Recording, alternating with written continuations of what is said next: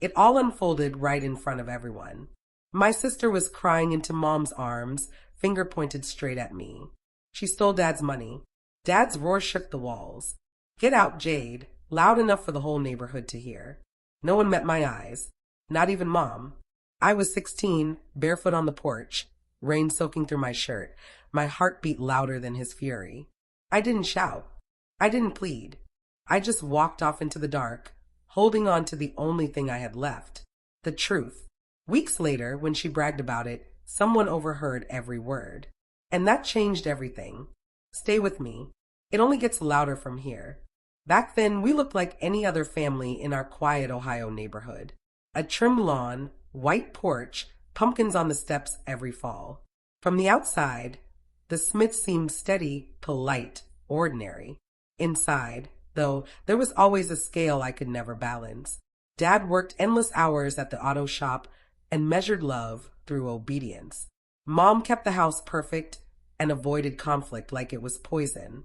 Haley, my younger sister, was the delicate one.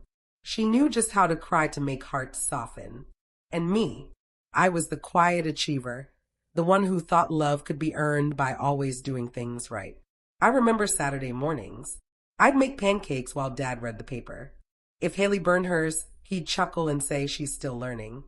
If I missed a crumb on the counter, he'd sigh like the whole day was ruined. When I won a ribbon for art class, Mom smiled faintly. "That's nice, Jade, but you should focus on real subjects." But when Haley got a tiny part in a Christmas play, it became a full production. Mom recorded everything, and Dad even printed flyers to hand out at church. I told myself it was just parenting. Every family had favorites, right?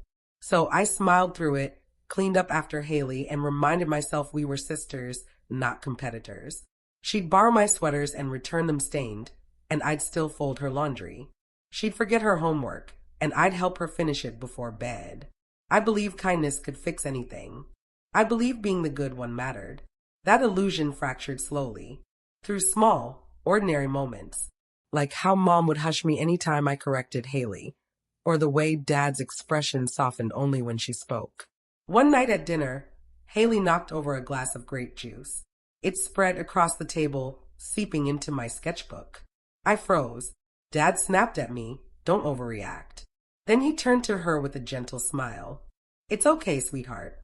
Accidents happen." My hands trembled as I blotted the pages, pretending it didn't sting. That's when it hit me. Something simple but cruelly clear. My role in that house wasn't to be loved. It was to make loving her easier for everyone else. And still I stayed quiet. Because in our family, peace looked like silence wrapped in smiles. The older we got, the more obvious it became. Haley was the sun, and I was the shadow that made her light look brighter.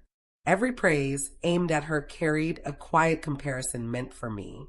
When she got a C in math, Dad said she just needs time. When I brought home an A, he warned, "Don't brag." At church, people would smile and say, "Your girls are so different." Mom always laughed. "Yes, one's the angel, the other's artistic." I knew what that meant. Artistic was her polite way of saying difficult. So I kept trying to earn it. Their approval, their affection. I stayed after school to help teachers clean the art room, volunteered at the library, helped Mom set up for Haley's birthday. Balloons, cupcakes, glitter everywhere. When the guests arrived, Mom pulled me aside and whispered, "Stay out of the pictures, honey. Let her have the spotlight." I nodded, pretending it didn't matter. But when the camera flashed and I wasn't in the frame, something inside me quietly cracked. At dinner that night, Dad poured Haley another soda, ruffled her hair, and said, "She's such a sweetheart. Never gives us any trouble." I laughed softly, because the only other option was crying. Then came the whispers at school. Someone, probably Haley, told her friends I was jealous, that I always needed attention. And suddenly, people started watching me differently, waiting for me to prove her right. So I tried harder to disappear. It almost worked, until the money went missing. It was a Saturday. Dad had been saving cash in an envelope for a new car part. Nearly $200. I'd seen him count it once. That evening, Haley walked into my room, eyes red. Dad's furious, she said, her voice trembling. He can't find the money. Alarmed, I stood up. Maybe he misplaced it. She hesitated, then gave me a look, sharp and deliberate. You should talk to him before he finds out. Moments later, Dad stormed in, veins tight across his temples. Where is it? He barked. I blinked. What? He tore through drawers, yanking out clothes, scattering them across the floor, until his hand slipped under my pillow. And there it was, the envelope. My breath caught in my chest. Haley gasped behind him. Right on cue. Perfect timing. I told her not to. Dad, she cried. I told her it wasn't worth it. Mom covered her mouth. Dad's face turned a violent shade of red. After everything we've done for you, he said, his voice shaking. Dad, I didn't. Enough. The word landed harder than any slap. I remember the silence that followed, the kind that rings inside your skull. Haley's tears pattering on the floor. The pounding of my heartbeat, wild and lost. That was when I understood. There was no room left for truth in that house. Lies had grown too deep to pull out. Later that night, I heard them downstairs, their voices low and raw. Dad's tone thick with anger and shame. Mom's higher, desperate. Haley's sobs slipping between them like commas. I stayed crouched on the stairs, fingers tight around the railing, listening to my own family discuss how to cast me out. She needs to learn a lesson, Dad said. Maybe she'll change, Mom whispered. She scares me, Haley added, small and trembling. I wanted to shout that I was still their daughter. But when I looked down that dark hallway, I realized something else. No matter what I said, they'd already chosen the version of me they wanted to believe. And I wasn't part of it. 3 nights later, it happened. The October wind howled outside, shaking the windows while I sat cross-legged on my bed, sketching beneath the soft glow of my desk lamp. The smell of pencil shavings. My playlist humming quietly. Everything still. Then the door slammed open. Dad burst in, face burning with anger. Mom followed close behind, clutching Haley, who looked small and pale in her arms. She confessed, Mom said, her voice unsteady. She saw you take it. My pencil rolled off the bed. For a moment, my mind went blank. Take what?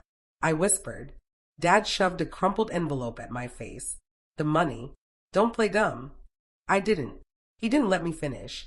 He tore the blanket off my bed, flipped my pillow, and there it was, an envelope full of cash I'd never seen before. My heart dropped so hard it hurt to breathe. Haley covered her mouth, eyes wide, tears streaming. I'm sorry, Jade, she sobbed.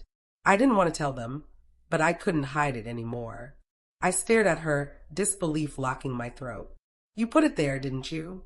Dad's hand slammed down on my desk, the lamp flickering. Watch your tone, he barked. You should be ashamed.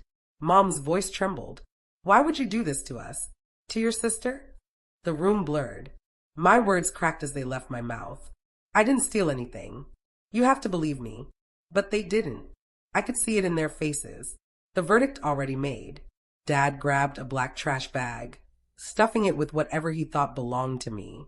A sweater, socks, a pair of jeans. He shoved it against my chest. Get out, he said. This house doesn't shelter thieves. I stood there, fingers numb around the plastic. Dad, please. Go. Now.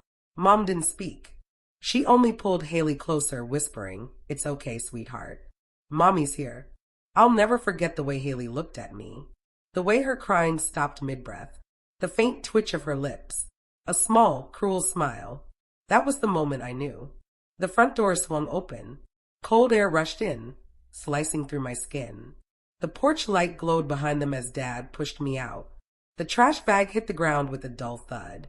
My bare feet met the icy concrete, and I bit down hard, swallowing the gas that rose in my throat. The door slammed shut. The lock turned. Then, nothing. For a long moment, I just stood there, staring at the wooden grain, watching light spill faintly through the gap at the bottom. I thought about knocking, about screaming until someone finally heard me. But instead, something inside me went still. Split clean in two. I knew that even if I yelled until my voice disappeared, no one on the other side would open that door again. So I turned away. The night air cut like glass, wind tearing through my thin pajamas. My breath fogged in pale clouds, as I stepped off the porch and onto the street. The asphalt burned under my bare feet, but I kept moving. Leaves whispered along the curb, the moon hung low, and somewhere in the distance, a dog barked once and went quiet. By the time I reached the small park near school, my legs were trembling. I sat down on a frozen bench, clutching the trash bag tight against my chest. Inside, the corner of my sketchbook dug into my ribs, a small, fragile piece of who I used to be. I sat for hours, watching the streetlights blink in and out, shivering so hard my teeth ached.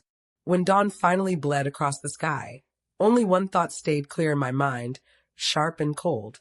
If they could throw me away that easily, then I'd learn how to survive without them. The next few nights blurred together.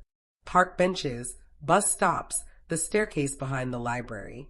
I learned how to disappear. I'd spend my days tucked in the farthest corner of the library, pretending to read until closing. When the lights went out, I'd sneak back in, curl up behind the old bookshelf, and wrap my jacket around my knees. The low hum of the vent became my lullaby. Sometimes I wandered to the gas station down the street, where the clerk had stopped asking questions. I'd rest my head on the hard plastic table by the window, surrounded by the thick smell of gasoline and burnt coffee. Every time the door chimed, I flinched, half expecting to hear my father's voice. It never came. Days slipped by in that same cold silence. Then, one afternoon, I saw her, Grandma Maggie, standing outside the library in her gray coat, holding a paper bag.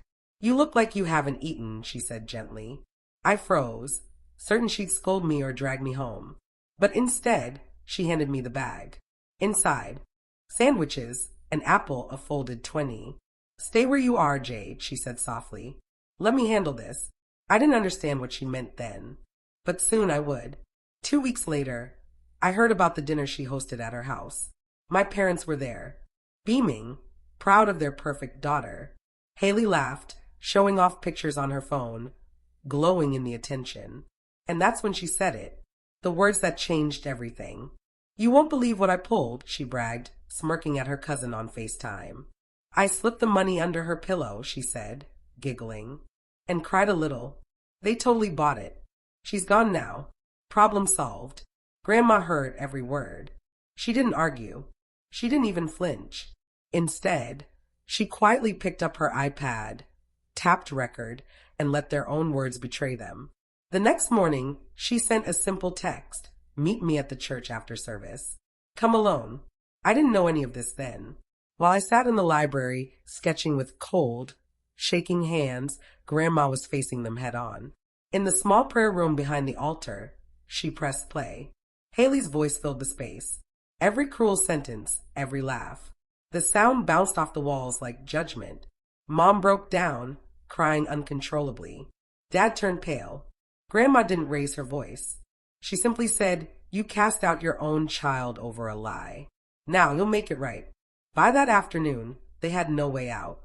Grandma made them post a public apology on Facebook, in the church group, and even email my school principal.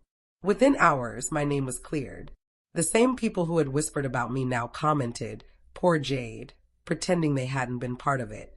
Dad's phone buzzed nonstop. Mom couldn't bring herself to step outside. And Haley, she locked herself in her room, curtains drawn tight. That night, Grandma found me again.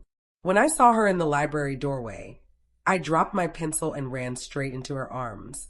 She held me close and whispered, "You don't have to defend yourself anymore. The truth did that for you." Later, in her warm kitchen, under the soft glow of the lamp, we shared soup and silence. I finally cried, not from hurt, but from release. For the first time in weeks, I felt seen.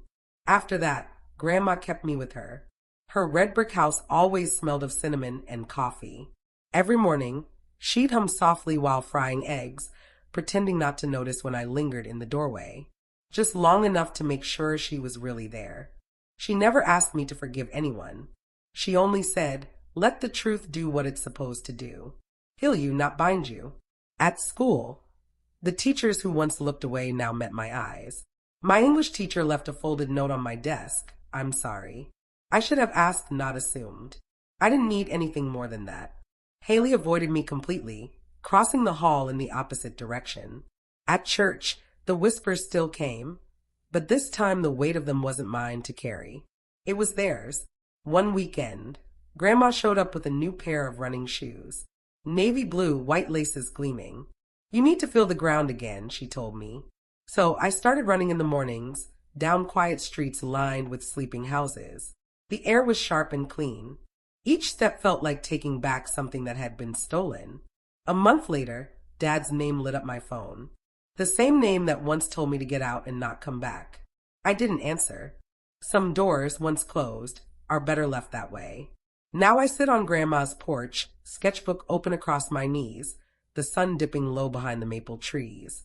The same October wind drifts through the yard, but it doesn't sting anymore. I sketch the scene. Light spilling across the grass, leaves swirling like sparks of gold. And I smile. They thought pushing me out would erase me. Instead, it set me free. Have you ever had to lose everything just to find peace? If this story touched you, share your thoughts below and subscribe for more true stories of family betrayal and quiet revenge.